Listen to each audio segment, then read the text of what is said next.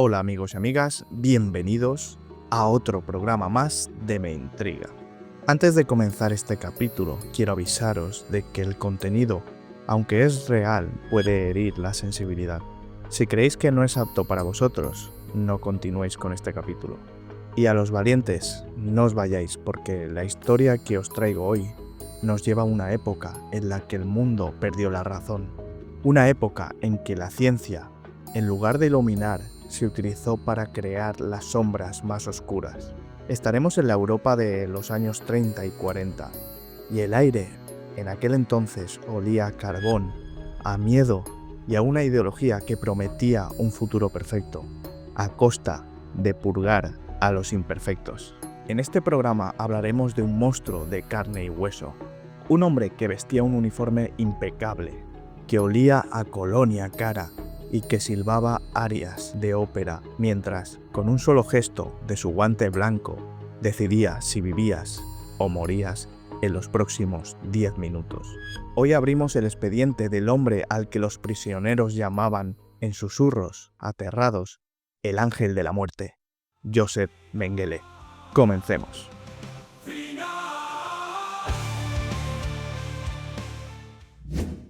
Para entender al monstruo, primero hay que entender al hombre. Y esta es quizás la parte más aterradora. Joseph Mengele no nació en un sótano oscuro, nació en el privilegio. Nuestra historia comienza el 16 de marzo de 1911, en Günzburg, una próspera y respetable ciudad de Baviera, Alemania. La familia Mengele no es una familia cualquiera, son la élite local. Su padre Karl es una persona de éxito, fundador de una compañía llamada Mengele y Sonne, que fabricaba maquinaria agrícola. Tienen dinero, influencia y una reputación intachable en la comunidad católica. El pequeño Joseph, apodado Beppo por sus amigos, lo tiene todo. Es el niño mimado, guapo, inteligente y carismático. Le encanta la música, el teatro, las ciencias. Es popular, el orgullo de sus padres. Es, en apariencia, el hijo perfecto de la alta sociedad. Pero incluso en este entorno idílico, las primeras grietas aparecen. Beppo no es solo un niño encantador, es un niño con una vena nacionalista. Desde muy joven se siente atraído por las ideologías de extrema derecha. Se une a grupos juveniles, militaristas y nacionalistas como el Stahlhelm, Casco de Acero, una organización de veteranos que acabará siendo absorbida por las tropas de asalto nazis, las SA. La semilla del radicalismo ya está plantada, mucho antes de que el mundo supiera su nombre. La ambición de Mengele es voraz, pero no le interesa el negocio familiar de tractores. Él se veía a sí mismo como un hombre de ciencia, un intelectual. Emprende estudios universitarios, pero no se conforma con la carrera, quiere dos. Se matricula en medicina y en antropología. Y aquí, amigos, es donde la historia da un giro siniestro. Estamos en los años 30, en Alemania, y en muchas otras partes del mundo hay una pseudociencia que está ganando una popularidad aterradora. La eugenesia, la idea de mejorar la raza humana como si fuéramos ganado. Decidir quién es apto para reproducirse y quién es una carga que debe ser erradicada. Y aquí permitidme un paréntesis. Hoy nos suena a locura, a ciencia ficción distópica, pero estas ideas no eran marginales. Se discutían en las universidades más prestigiosas del mundo. Fundaciones con nombres muy conocidos financiaban estos estudios. Y esto nos lleva a la pregunta inquietante. ¿Realmente desaparecieron esas ideas? ¿O simplemente cambiaron de nombre? ¿Es posible que hoy, bajo la apariencia de la optimización o la mejora genética, ciertas élites sigan jugando a ser Dios, decidiendo quién es válido y quién no? Esto es algo en lo que pensar. Continúo con la narración. Mengele se lanza de cabeza a este mundo. En 1935 obtiene su doctorado en antropología, con una tesis sobre las diferencias raciales en la mandíbula, y su carrera despega. En 1937 da el paso que definirá su vida. Consigue un trabajo como asistente en el Instituto de Biología Hereditaria e Higiene Racial de Frankfurt. Su jefe es una leyenda en el campo de la eugenesia nazi, el Dr. Ottmar von Berchtesgaden. Este hombre es una eminencia en un campo muy específico, la investigación de gemelos. Cree que estudiando a los gemelos puede descifrar el código de la herencia y encontrar la forma de multiplicar la raza aria. Bajo la tutela del Dr. Ottmar, Mengele se sumerge por completo en esa ideología. Este es su mundo, esta es su vocación. En 1937 se afilia al partido nazi. En 1938 completa su segundo doctorado, esta vez en medicina, y se une a las temidas SS. Ya no sería nunca más Beppo, el académico. Ahora es el Dr. Joseph Mengele, un miembro de la élite ideológica y militar del Tercer Reich. Cuando estalla la Segunda Guerra Mundial, Mengele no se queda en el laboratorio, se ofrece voluntario para las Waffen-SS, la rama de combate de élite. Lo envían primero a Polonia, donde su trabajo es literalmente evaluar a la población local para decidir si son aptos para ser germanizados. Pura ideología racial llevada a la práctica. Pero él quiere más, quiere acción. Se une a la 5ª División Panzer SS Wiking y es enviado a la carnicería del Frente Oriental en Rusia. Y hay que decirlo, no es un cobarde, lucha con valor, ve el horror de la batalla, y en una ocasión es condecorado con la Cruz de Hierro por rescatar a 2 soldados alemanes de un tanque en llamas. Se convirtió en un héroe de guerra, pero el destino, o el diablo, interviene. En 1942, Mengele es gravemente herido cerca de Rostov. Las heridas son serias. Es declarado no apto para el combate. Su carrera como héroe en el frente había llegado a su fin. Para cualquier otro soldado, esto sería el fin de su historia de guerra. De hecho, vuelve a Berlín y retoma el contacto con su antiguo mentor, von Berchtesgaden. Y es aquí donde la ambición del hombre se encuentra con la oportunidad del infierno. Berchtesgaden y él hablan. La guerra dificulta la investigación. Es difícil conseguir a sujetos de estudio. Pero hay un lugar nuevo, enorme en la Polonia ocupada. Un lugar donde las reglas éticas de la moralidad, de la humanidad, no existen. Un lugar donde hay un suministro ilimitado de material humano. Un lugar donde un científico ambicioso puede hacer en meses el trabajo de toda una vida. Un laboratorio humano sin precedentes. Para cualquier persona cuerda, el nombre de este lugar era una sentencia a muerte. Para Joseph Mengele era una oportunidad de carrera, un atajo para conseguir una cátedra universitaria que tanto ansiaba. No lo obligaron a ir, no lo destinaron a la fuerza. Él mismo lo solicitó. En mayo de 1943, el Dr. Joseph Mengele, el apuesto héroe de guerra, el carismático doble doctor, el niño mimado de Günzburg, llegó voluntariamente al complejo de exterminio de Auschwitz-Birkenau. Se bajó del coche de oficial, miró el humo que salía de las chimeneas, respiró aquel aire fétido y se preparó para trabajar. El ángel de la muerte acababa de encontrar su pequeño paraíso. La historia de lo que sucedió en ese andén, los experimentos más allá de la imaginación, la obsesión por los gemelos y el horror que desató, eso lo contaremos a continuación. Retomamos nuestra historia justo donde la dejamos.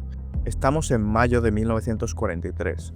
El Dr. Joseph Mengele acaba de llegar a su nuevo destino. Esto no es un hospital de campaña, no es un laboratorio de Frankfurt. Esto es Auschwitz-Birkenau, el epicentro del infierno en la tierra. Cuando la mayoría de oficiales de la SS eran asignados a Auschwitz, lo consideraban una tarea sucia y desagradable, un trabajo en el matadero. Muchos bebían para soportar el hedor, para olvidar lo que allí hacían. Pero Mengele no. Para él esto era el paraíso, un laboratorio sin límites, sin ética, sin supervisión moral, un lugar donde sus ambiciones más oscuras podían desatarse bajo el disfraz de la ciencia, como un niño pequeño al que le regalan una tienda entera de caramelos, un lugar para jugar con las ideas más locas, más oscuras del ser humano. Casi inmediatamente se convierte en la figura central del horror. su lugar de trabajo en la Jundenrampe. Este era el andén de hormigón donde desembarcaban los trenes. Allí, en medio del caos, del llanto de los niños separados de sus madres, de los gritos de los guardias, él se para, impecable. Los supervivientes lo recuerdan así: un hombre pulcro, con un uniforme perfectamente planchado. A veces silbaba una melodía de Wagner o de Verdi. Con un simple movimiento de su fusta o simplemente con el dedo, emitía su juicio: derecha o izquierda, vida o muerte, trabajo esclavo o cámara de gas. Pronto se ganó su apodo. Cuando los prisioneros ven su silueta elegante acercándose, saben que la desgracia está cerca. Lo llamaban Der Todesengel, el ángel de la muerte. Pero la rampa donde se calculó que envió a la muerte a más de 400.000 personas era solo una parte de su trabajo. Su verdadera pasión estaba en otro lado. Mengele fue nombrado médico jefe del Singenerlagen, el campo familiar gitano, dentro de Birkenau, y poco después su autoridad se extendió por todo el campo. Es aquí donde establece su reino del mal. Los supervivientes, especialmente los niños, describían una dualidad escalofriante. Mengele podía ser encantador. Se presentaba en los barracones de los niños con los bolsillos llenos de chocolate. Acariciaba sus cabezas, les sonreía, les pedía que lo llamaban Onkel Mengele, el tío Mengele. Esto era una máscara que hacía el horror aún más grotesco. Porque esos mismos niños a los que daba dulces eran sus conejillos de indias. La obsesión central de Mengele la trajo de su mentor, y eran los gemelos. Para la pseudociencia nazi, los gemelos idénticos eran la llave maestra. Si tienes dos personas con el mismo ADN, puedes hacer algo a uno y al otro no. El resultado es diferente, entonces la diferencia no es genética, es porque lo has hecho. Herencia contra entorno. Para Mengele eran la herramienta perfecta para probar la superioridad de la sangre aria. Creó barracones especiales para ellos, una especie de guardería infernal. A esos niños se les daba un poco más de comida, y no era por humanidad, sino como un granjero engorda al ganado antes del matadero. Quería mantenerlos viables para sus experimentos, y los experimentos desafiaban toda imaginación. Eva Mozeskor, una superviviente que, junto a su hermana gemela Miriam, pasó por las manos de Mengele, lo contó en detalle. Imaginen esto: dos niñas pequeñas, las llevan a un laboratorio. El tío Mengele las observa con una bata blanca, con una calma clínica, como si fueran ratas. Semanalmente las desnuda y las mide durante horas, cada centímetro de sus cuerpos, compara el color de sus ojos, el de su pelo. Luego están las extracciones de sangre. Les saca tanta sangre de un brazo que se desmayan. Al mismo tiempo, en el otro brazo les inyecta un cóctel de sustancias desconocidas. Enfermedades, patógenos, tifus para uno y nada para el otro, químicos para ver si la sangre reacciona. Eva contó que una vez, tras una de estas inyecciones, cayó gravemente enferma, con una fiebre altísima.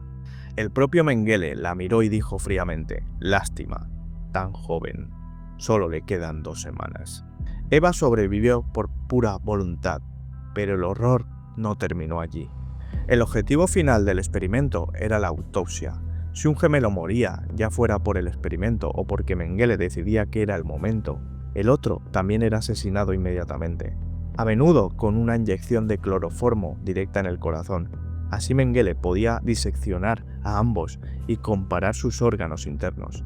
Un testigo, un médico prisionero, obligado a ayudarle, testificó haber visto a Mengele matar personalmente a 14 pares de gemelos en una sola noche. Pero su curiosidad no se limitaba a los gemelos, le fascinaba cualquier cosa anómala. Un día, en mayo de 1944, en mitad de la noche, un guardia despierta a Mengele excitado. «Doctor, tiene que ver esto. Acaba de llegar un transporte de judíos húngaros. Entre ellos venía una familia entera de artistas de circo rumanos, los Ovitz. Su particularidad: de los 12 miembros de la familia, 7 eran enanos». Mengele estaba extasiado. 7 enanos en la misma familia, y además con miembros de estatura promedio. Para él, Esto era un tesoro genético. Los separó del resto y los instaló en barracones especiales. Como a los gemelos les dio comida, incluso les permitió conservar su ropa. Los llamaba mi familia de enanos. Los sometió a un catálogo de torturas, extracciones dolorosas de médula ósea. Les arrancaba los dientes y el cabello para analizarlos. Pruebas ginecológicas increíblemente invasivas. Les vertía agua hirviendo y luego helada en los oídos para probar sus reacciones. Les echaba químicos en los ojos. La familia Ovitz sobrevivió, en una de esas ironías más crueles de la historia. Como dijo una de las hermanas, Perla Ovitz, si hubiera sido una judía sana y normal, me hubieran gaseado nada más llegar. Mi deformidad, mi anomalía, fue lo que me salvó la vida. Y la colección de Mengele seguía creciendo. Estaba obsesionado con el color de los ojos, especialmente con la heterocromía, ojos de distinto color. No sé si habéis visto esto alguna vez. La heterocromía son los ojos de diferente color, el mismo ojo, como por ejemplo los huskies. No sé si alguna vez habéis visto esto. La heterocromía lo tienen algunas personas, pero es muy difícil de ver. Y por ejemplo los huskies sí que se suele ver que muchos tienen esta particularidad.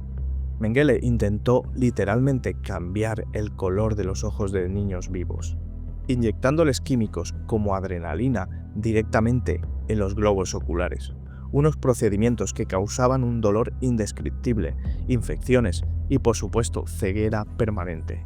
Un testigo recordó haber entrado en el laboratorio del Dr. Mengele y haber visto una pared.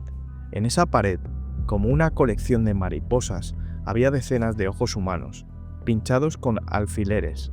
Eran los ojos de sus víctimas, enviados a Berlín para su estudio. Y aquí, amigos de Mi Intriga, es donde debemos hacer una pausa para conectar los puntos. Esto es crucial. Mengele no era un científico loco, actuando solo en un sótano. No, era un investigador de campo. Tenía un presupuesto, tenía asistentes y, lo más importante, tenía jefes. Esos ojos, esos órganos, esos informes detallados de las torturas se empaquetaban y se enviaban con franqueo prioritario al prestigioso Instituto Kaiser Wilhelm en Berlín, directamente al escritorio de su mentor, el Dr. Ottmar. La élite científica alemana, hombres de bata blanca en los despachos limpios de Berlín, recibían este material, lo analizaban y pedían más. Mengele era la mano que ejecutaba, pero ¿quiénes eran los cerebros detrás de las órdenes? ¿Qué poderosas instituciones estaban detrás, financiando y exigiendo esta investigación? ¿Desapareció toda esa red de poder en 1945 o simplemente mutó? ¿Es posible que las bases de cierto conocimiento científico moderno estén manchadas con la sangre de Auschwitz? ¿Y que las estructuras de poder que lo permitieron sigan de alguna forma intactas, operando hoy bajo otros nombres, en otras fundaciones, persiguiendo otros ideales de perfección humana?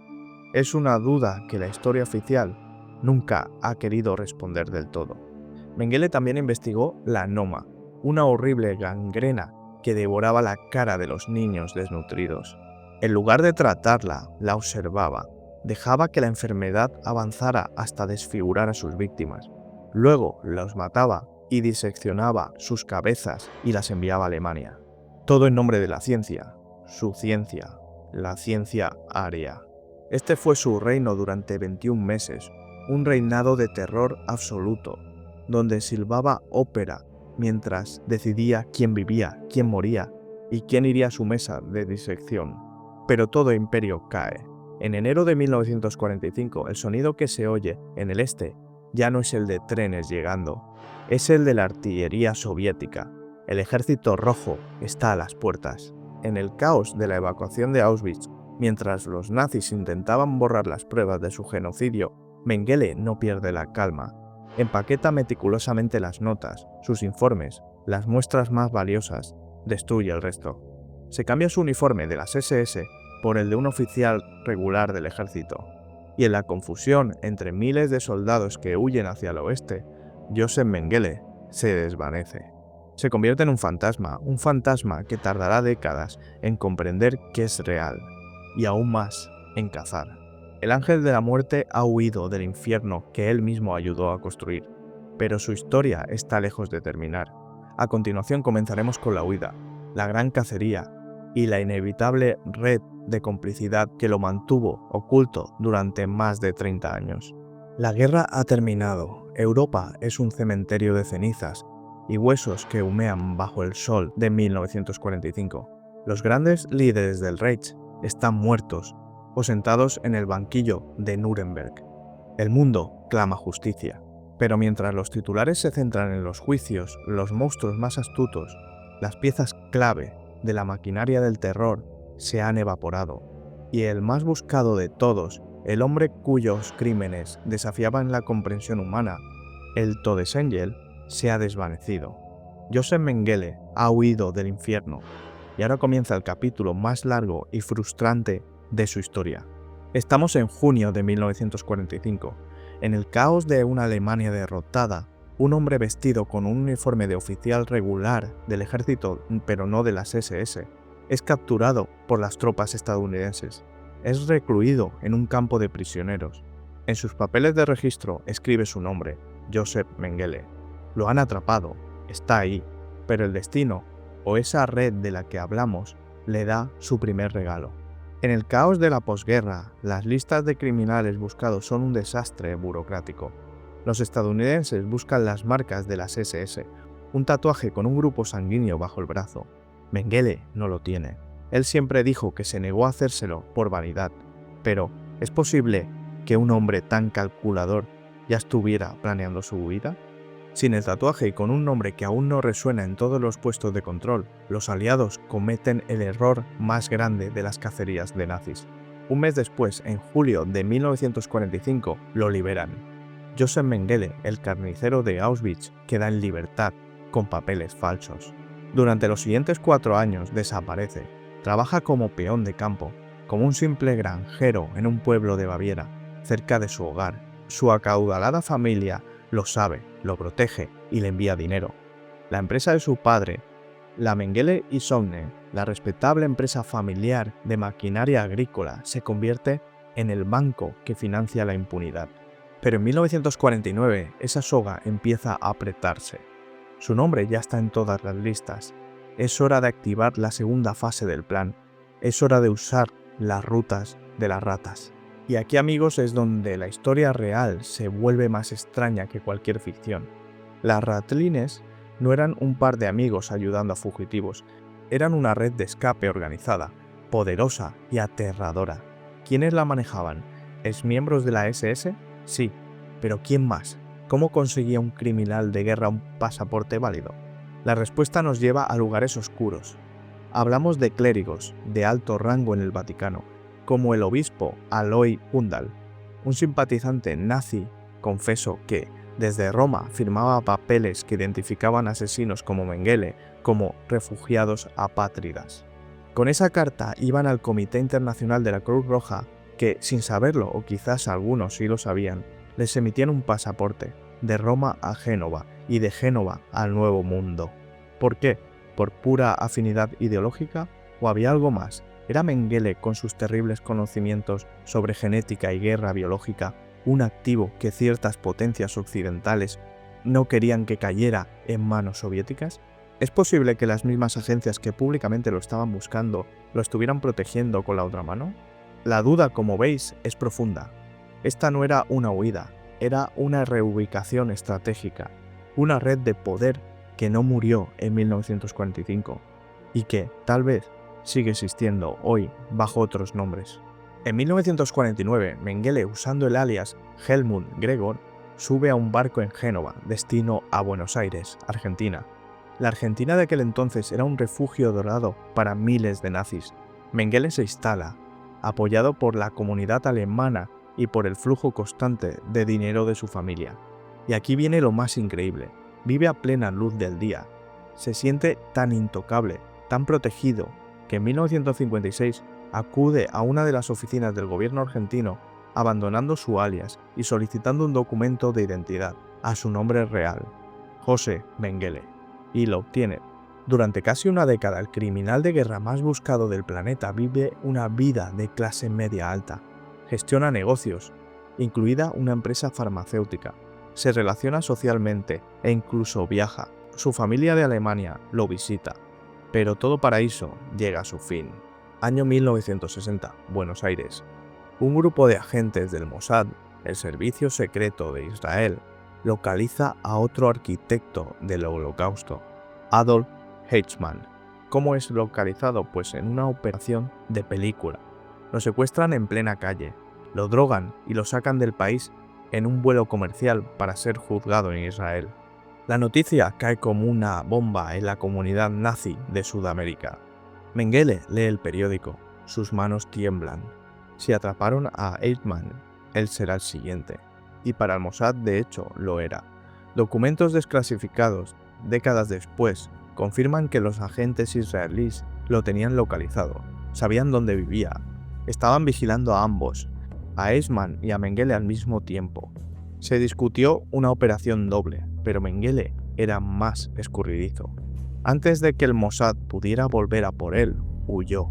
Comenzó una vida fantasma, primero a Paraguay, un país gobernado con mano de hierro por el dictador Alfredo Stroessner, hijo de un inmigrante bávaro y ferviente admirador del Tercer Reich.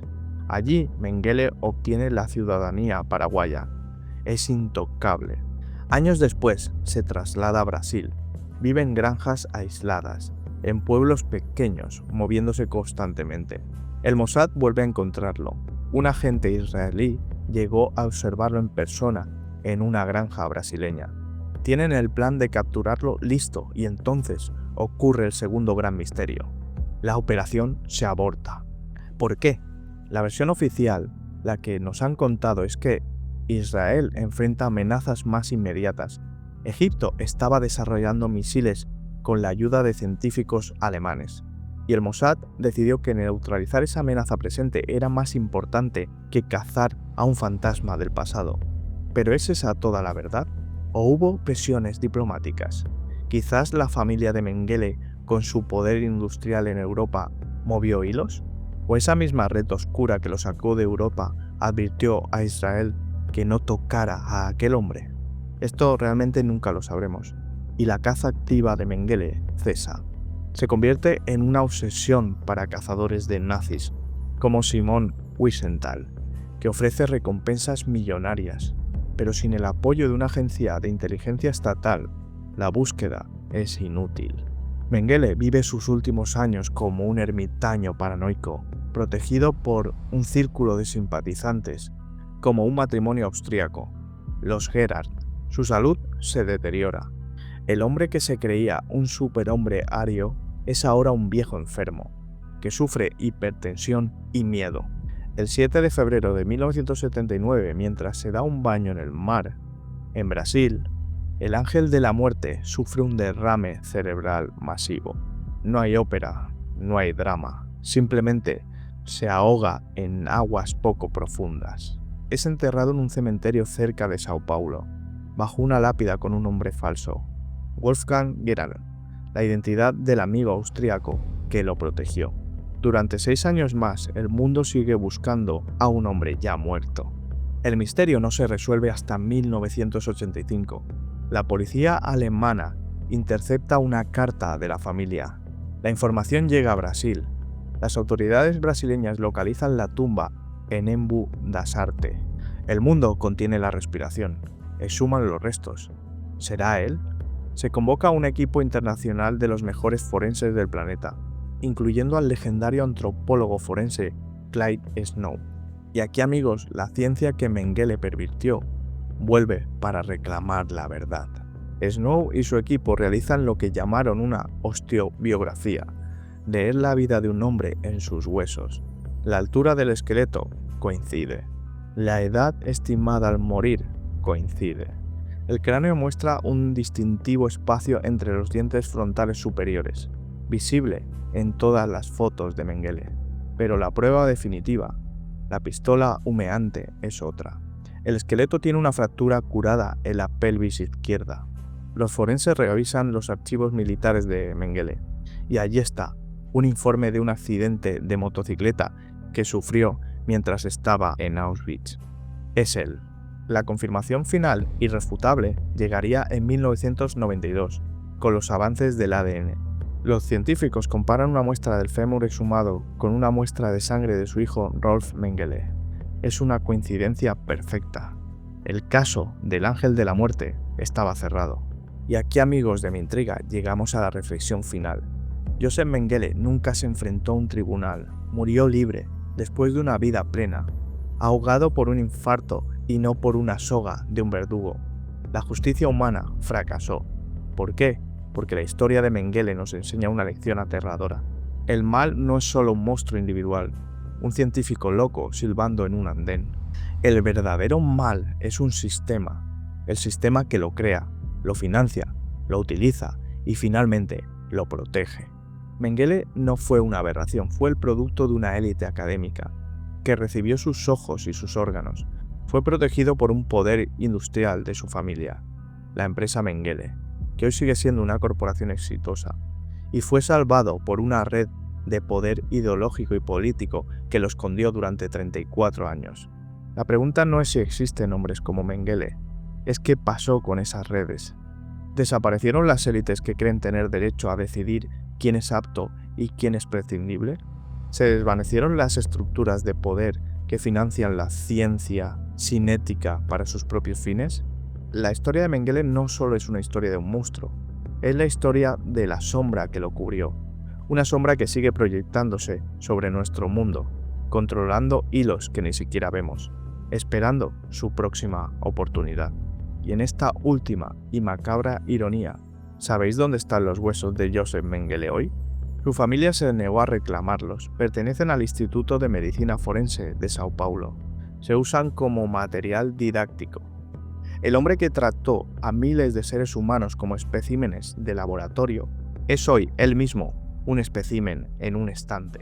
Antes de terminar este episodio quiero enseñaros una cosa. En las próximas semanas tendremos un invitado y un directo en este mismo programa. Él acaba de volver de visitar Auschwitz y trae mucha información e imágenes de lo que allí ocurrió.